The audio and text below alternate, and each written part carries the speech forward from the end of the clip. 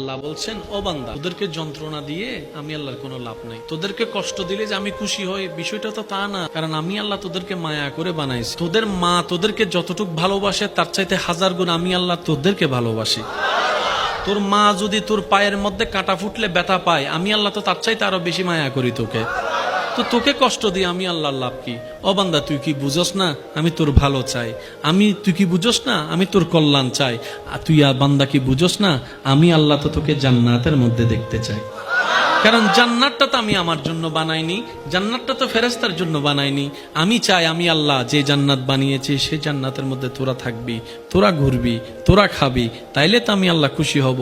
মা ইয়াফআলুল্লাহু বিআযাবিকুম ইন শাকারতুম ওয়া আমানতুম। ও বান্দা, তোদেরকে আযাব দিয়ে আমি আল্লাহ লাভ কি?